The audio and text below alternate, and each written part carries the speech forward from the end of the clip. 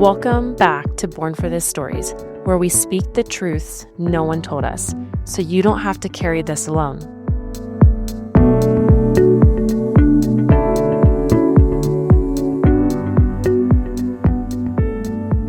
Alrighty, so thanks again, Dr. Kim, for joining us. If you could start off just by telling us a bit about your family and what's going on with the family dynamic and how this all starts. Yeah, thank you guys so much for having me. So I'm Dr. Kim Tran. My husband is also a chiropractor. He's Maxwell Tran. We have four kids. We have Oh, three girls and a boy. wow. Yes, our oldest is 11 and the baby is 3. And Emerson, our son, is number 3. So everyone always talks about like, oh my gosh, is your son like the last one? I'm like, no, he was actually number 3. Um, You guys are but we have, busy. yes, very busy, very unquiet household for sure. Yep. But it's always super fun. Um, but yeah, we have the kiddos. My husband and I practice together. I'm a pregnancy and pediatric chiropractor, but I also do functional medicine as well.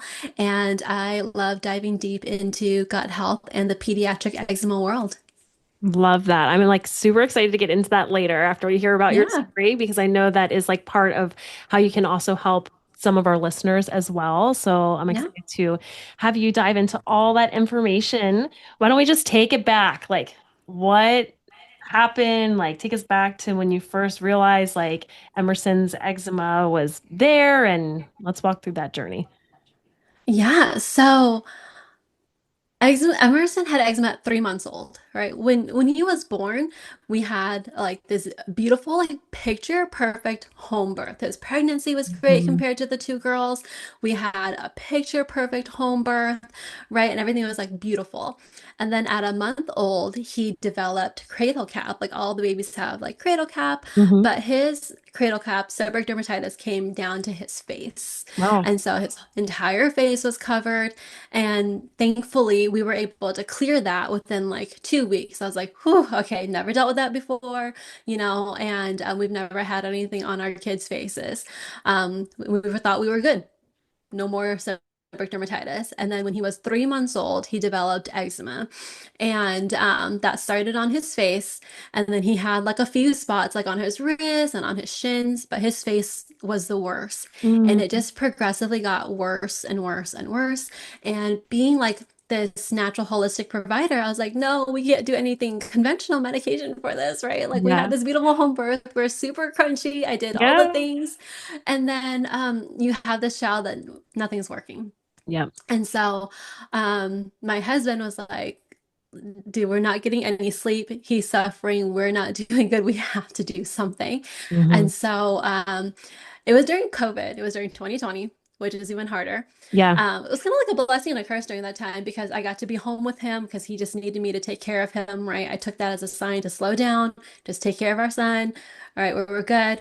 But during that time, it was hard to find a provider who like could see you and help you. And Right. so even seeing a dermatologist, it was just virtual. Like you're just checking out my son via camera. Right. Um, and so even that was hard to get anyone to even like see him, look at him, see what his skin looks like. Um, and so that just started our gambit down topical steroids, which also did not help him, right? He looked great Mhm. for steroids are not really recommended for pediatrics. They're recommended for 3, 5 days, 7 days, and then you got Right. to stop because they're not meant for prolonged. So 3 days of using it, he'd be beautiful, and then it would just come back Yeah. twice as bad. And then they just do what they do, and they're like, "Hey, here's more. Here's a stronger steroid. Just do it for a little bit longer." Okay, but then as soon as we stopped, he got 10 times worse. And then Mm. they're like, okay, no, try this internal one then. We'll do it for like this much longer, right? And he just getting worse every single time we stopped using the steroids. And he wouldn't even be 100% clear. It would be like much better, right? Because we were dealing with like oozing skin, Mm. bleeding skin. We would wake Yeah. up to bloody sheets every single day, right? Who would want to wake up to bloody sheets every day just Right. because your kid was like scratching? Yeah. And so, um, that was definitely not the answer, right? Topical steroids aren't working, and this is the only thing they tell you. They're like, here's this cream, it should work. Pray that he outgrows it, Yeah. right? But you have this baby, and plus he's number three of, so I had like all these two other kids that needed our care and attention as well, but all of our attention went to Emerson because you could not let him do anything.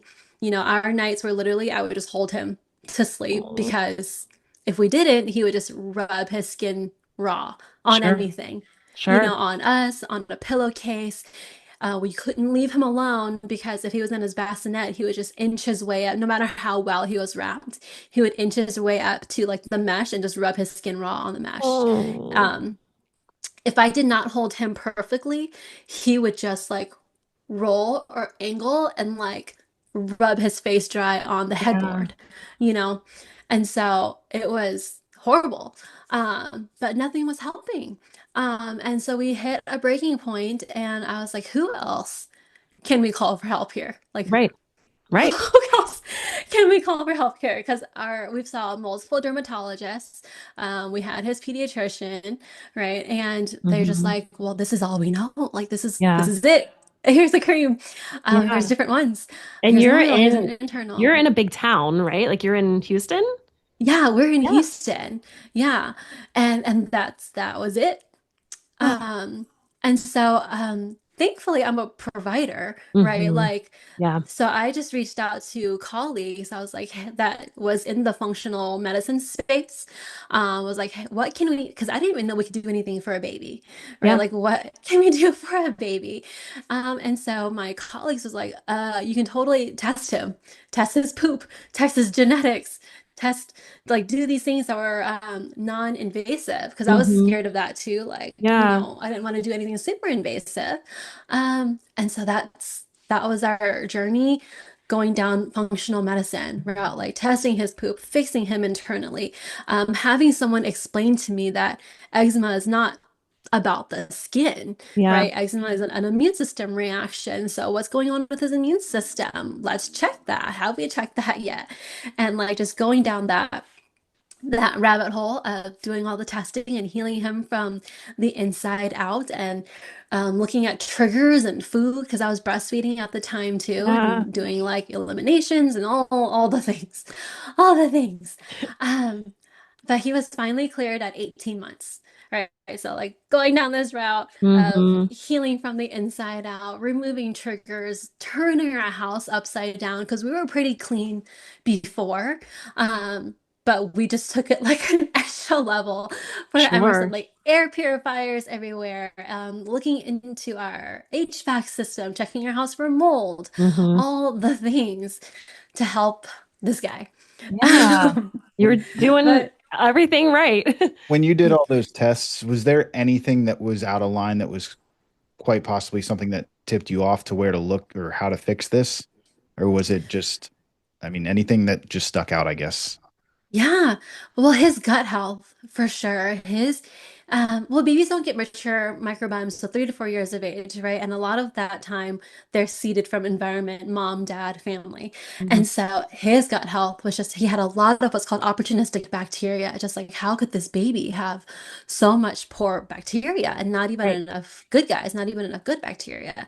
And so, like, I had to think back to me, right? I have a very sensitive stomach. Um, and so I had to look into that, like fixing me. Um, and then my husband has what I call an iron stomach. Like nothing touches that guy, right? Like we can go camping and drink water by a lake, and that guy's not going to get anything, Yeah. right? Except for better poop, maybe. But Lucky so guy. I had to make sure that like I was good. And so just learning all that, but that was a huge one. And then his genetics too. Emerson has what you call an immune system genetically where like if something happens, if he gets triggered, if his immune system gets triggered, it's like a tornado. He Hmm. doesn't have an off button, right? Wow. Or his off buttons, what I call, are not functioning as well as they could, Hmm. right? And so him particularly, you have to be very careful with illness, with triggers, with anything, because his immune system just goes into like this tornado and there's no off button. So that was something major, right? Because when you think about eczema as an immune system reaction, and Right.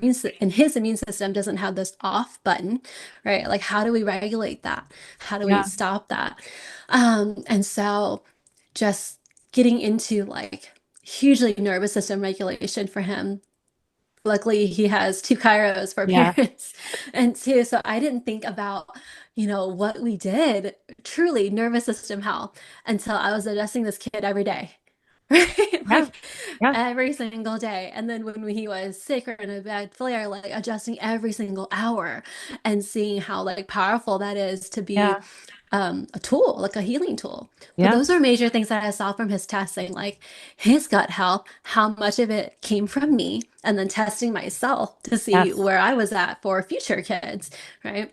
Yes. And then Yes. and then his genetics, and then really diving into like, oh my goodness, if it looks like this genetically, because that doesn't change, what do we do? Hmm. Um, but 80% is in our control, no matter what that looks like. Right. And so I just doubled down on that 80% Yeah. about what we did for the house, for ourselves, how we live, how we continue to live, um, and that rabbit hole of things. Oh yeah, for sure. What kind of, if you don't mind answering, like what kind of testing did you do? Like, did you do like a GI map for his gut? Did you do like what kind of genetic testing did you do? Just to give like the listeners, if they're going through something like this, some question that then at least they'll know like what to ask the providers to make sure they're on the right route. Yeah, sure. So I did a GI map stool test. We continue to do it yearly just because of all his gut stuff Sure. that's been Yeah. going on. Prevention. So we did a GI map test, which could be done at like 6 months of age. Hmm. You can also do a tiny health now because tiny health goes even into newborn, right? Yeah. So that would be still be helpful.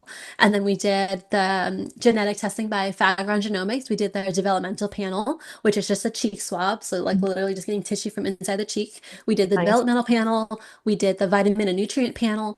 We did immune panel. And I think that's the top three that we Hmm. did Okay. there.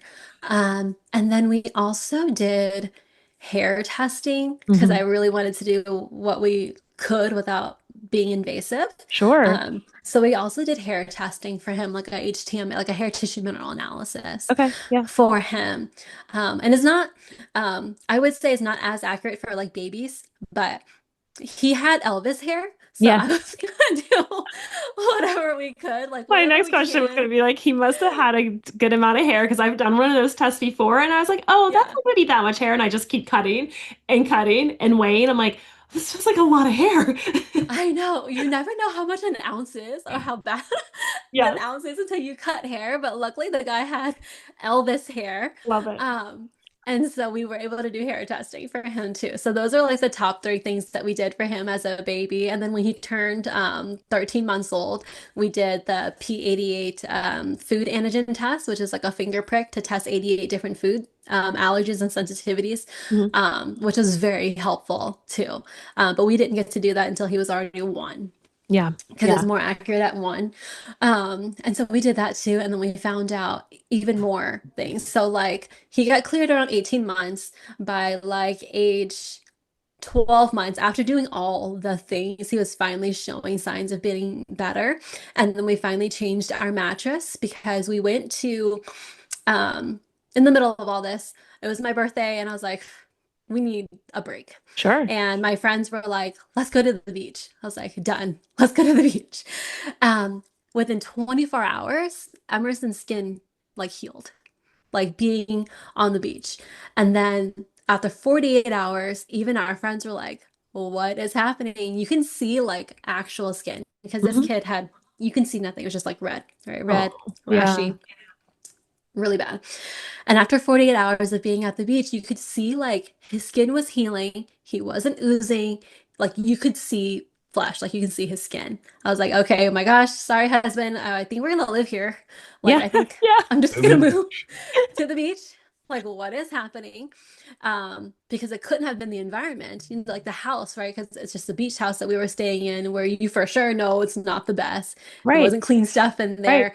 It was just there whatever mattress they had, and there had to be mold in that house. Sure. Um, I'm like, why are we healing being here and not in our home, right? Where everything is like taken up a level. And so when we got home, I was like, okay, let's just let him sleep in a different room. I slept in the guest room.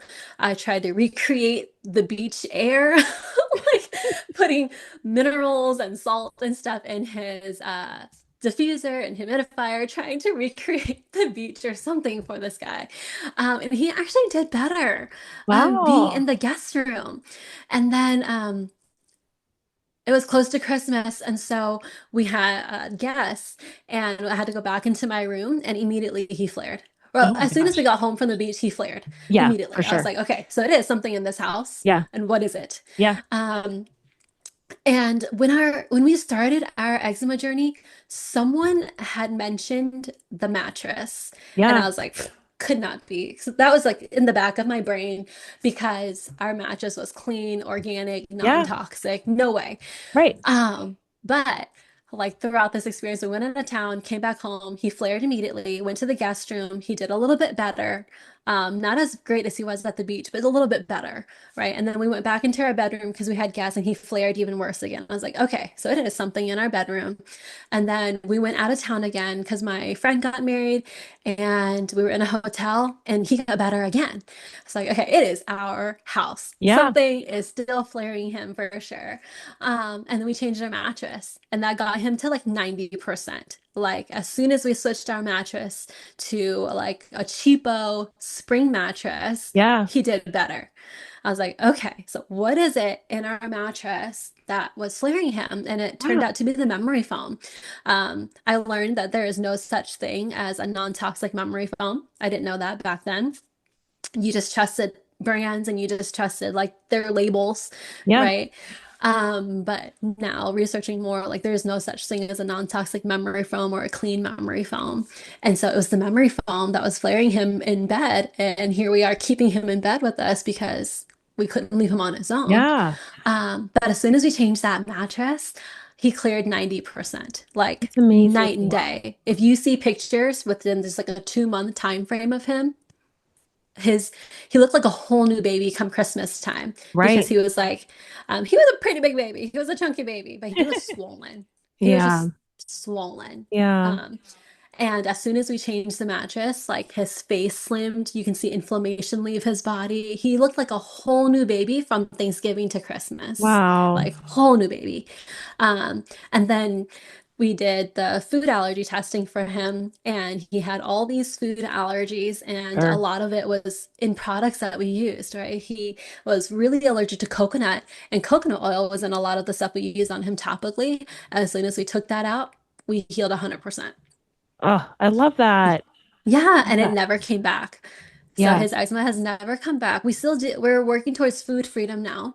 Okay. We're That's gonna be working my question. towards like, yeah, we're working towards food freedom now. He still has food allergies, but only really to like dairy, egg, and nuts. Like we've Yeah. been able to introduce coconut back. He can have egg and dairy baked, right? We're working up our food ladder for Sure. that. But his eczema has never returned. Even if he gets a reaction to something, we just have a reaction and then it goes away, right? Yeah. A hive reaction and then it goes away. It never turns into eczema. It never is a skin issue anymore. Oh, that is so like it's so empowering to heal because I mean, I've definitely had patients, but they're kiddos that have eczema and it's like just so overwhelming. And it's, it's that cycle that you talk about. It's the steroids and then you stop using them and it comes right back, or it's even worse than what it was before. And I would love for you to like be able to speak upon to like what's that connection between like that gut health and skin, because that's a massive Yeah. one, right? Yes. Yes. So, I mean, no one tells you that as Hmm. parents, right? No one prepares you for like just the whole issue with eczema and that it's not even a skin stuff. It's so visible and it's so hard to like not do something and not put something topical on it to help it, right? Just because it's such a visible Sure. issue, right? But no one teaches parents that it stems from the gut and that it's an immune system issue, right? Unless you have parents who are just Googling and going down rabbit holes at 2 a.m., right? Right. To learn more. But that's the sad part. No one teaches you this stuff. No Yeah. one teaches you that it's a gut issue. What if I wasn't a provider? Right? Right. I think about that all the time. Like, what if I wasn't a provider? Right. How much more research would I have gone? Where would I find the people? Yeah. Like where Yeah. would I even start? Um, but yes, like eczema is an immune system reaction. Triggers, allergies, food allergies, environmental allergies, they're all an immune system reaction, right? And we all show symptoms in different ways, right? You can be allergic to something and you can have that hive, or you can have seasonal allergies and you get the congestion, runny nose, but not everyone has it, right? Yeah. Not everyone has food allergies or sensitivities. Not everyone has environmental allergies. Someone can walk outside and be fine. Another person can walk outside and then allergies will take them out, Yeah. right? And they don't tell you that 70 to 80% of your immune system is in the gut, right? Hmm. 70 to 80%. That's That's huge. huge, Hmm. huge. And so we have to look to the gut to heal anything immune system related.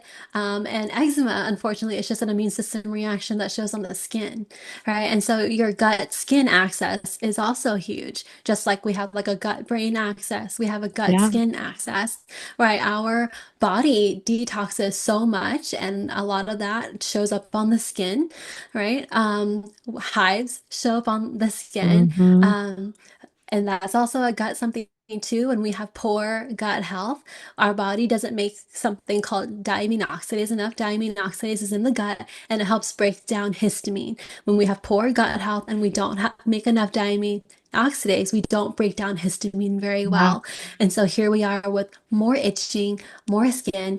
Histamine causes major inflammation, the hives, the itching, the flares. Yes. And so we really need to look to the gut for that. And I love the GI map because on the GI map, you can look at something called the secretory IgA. So secretory IgA, IgA just meaning immunoglobulin A. And that's a part of your immune system. Our immune Hmm. system has all these different arms, right? You have immunoglobulin A, that's just one section. Immunoglobulin E, these are all your food and environmental allergies. Immunoglobulin G, these are your delayed reactions, right? These are your sensitivities.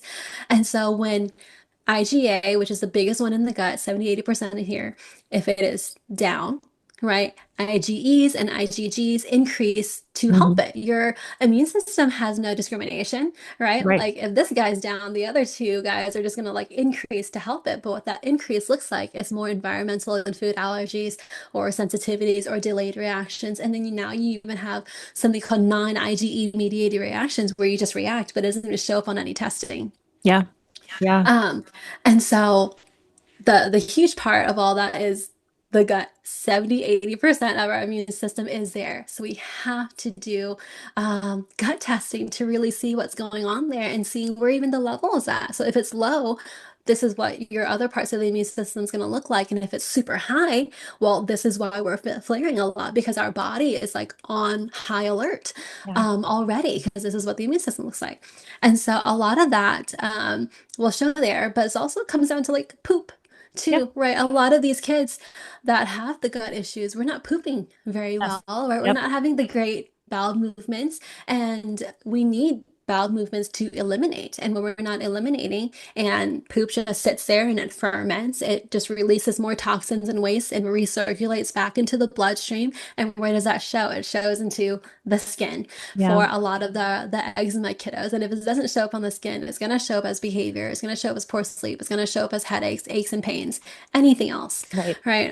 But unfortunately, just on some kids, it's just going to show up on the skin. Same thing with people with psoriasis and Hmm. acne. Like it's just an immune system reaction. Our body is responding to something.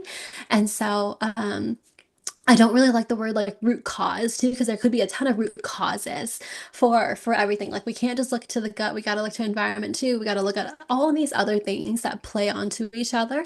But I do feel like it does stem into the gut because we can do all the things, take all the supplements, eat so well, but if Hmm. our digestive system is not functioning properly and it's not absorbing the nutrients and the vitamins and the minerals that we give it, that's not going to be helpful either.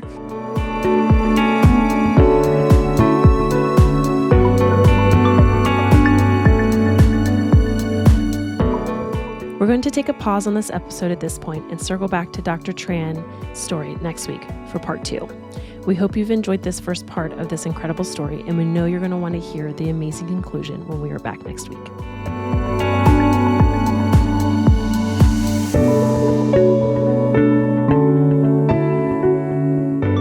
Thank you for joining us for today's conversation on Born for This Stories.